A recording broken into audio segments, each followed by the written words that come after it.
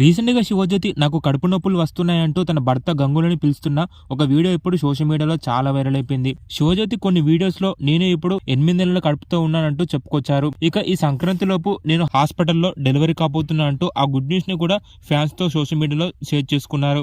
అలాగే పుట్టబోయేది అమ్మాయినా అంటూ జెండర్ రివీల్ కూడా చేశారు శివజ్యోతి. నాకు పెళ్ళైన 10 సంవత్సరాల తర్వాత ఇప్పుడు నాకు పిల్లలు పుట్టబోతున్నారు. పుట్టబోయేది అమ్మాయా అబ్బాయా అని నేను వెయిట్ చేయలేక రీసెంట్ గా నా 8 నెలల ప్రెగ్నెన్సీ టైంలోనే పుట్టబోయేది అమ్మాయా అబ్బాయా అని తెలుసుకున్నాను. ఇక నాకు పుట్టబోయేది అమ్మాయి అని నాకు తెలిసిన వెంటనే నేను చాలా సంతోషంగా ఫీల్ అయిపోయా.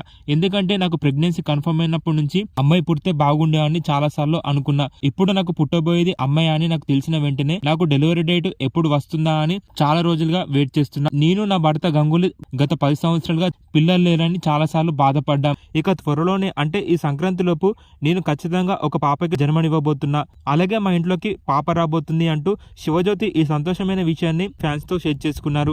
అలాగే రీసెంట్ గా శివజ్యోతి తన ఇంట్లో తనకి కడుపు నొస్తుంది, అలాగే నాకు ఆకలి కూడా అవుతుంది అంటూ నాకు త్వరగా వంట చేయి గంగూలీ అంటూ తన ప్రెగ్నెన్సీ టైంలో తన భర్తని వంట చేయించుకుంటున్న ఒక ఫన్నీ వీడియోని తన సోషల్ మీడియాలో షేర్ చేసుకున్నారు.